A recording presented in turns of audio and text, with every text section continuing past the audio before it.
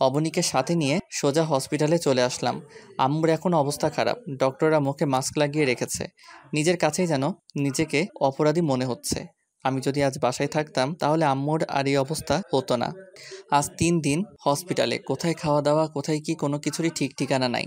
অবনীও খুব টেনশন করছে আম্মুকে নিয়ে, সেটা তার ফেস দেখে বুঝতে বাকি রইল না। শুধু তাই নয়, মেয়েটা আমাকে নিয়ে খুব টেনশনে ছিল। না, মেয়েটাকে বাসায় পাঠিয়ে দেই, এখানে থাকলে আরও টেনশন করবে মেয়েটা। অবনী, তুমি বাসায় চলে যাও। পাগলের মতন কথা বলবেন না একদম। আমি বাসায় চলে যাব মানে? তাহলে আপনার কেয়ার কে করবে শুনি? আপনিও যে অসুস্থ সেই জিনিসটা কি আপনার মনে আছে? আসলে সত্যিই তো, সবকিছুর ভিড়ে নিজের অসুস্থতার কথাই ভুলে গেছি। তবে অবাক করা বিষয় হলো অবনীর এইরূপ পরিবর্তন। অবনীকে কাছে টেনে নিলাম, তারপর ওকে জড়িয়ে ধরে, অবনী তুমি সত্যিই আমার লক্ষ্মী বউ।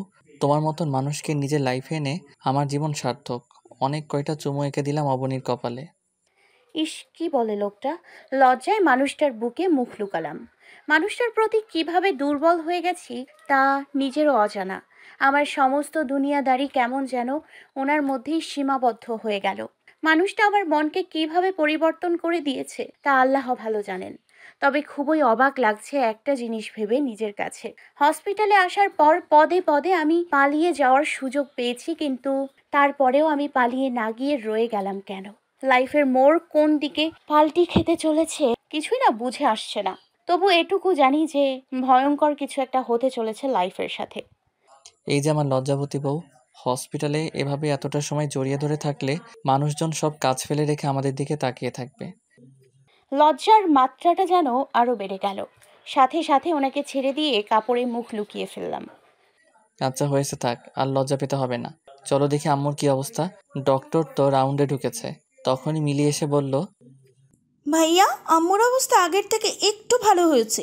তুমি কেবিনে চলো। আচ্ছা চলো। আম্মুর কেবিনে গেলাম, গিয়ে দেখি আম্মু অন্যদিকে মুখ ঘুরিয়ে রেখেছে। মিলিও আমার সাথে কেমন যেন গা ছাড়া ছাড়া ভাব নিয়ে রয়েছে।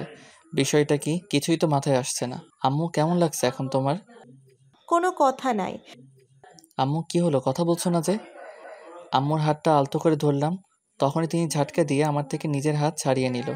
আম্মুর এমন কাণ্ড দেখে তো পুরা তোর সাথে কি আর কথা বলবো, বলার মতন মুখ তো নেই আমাদের।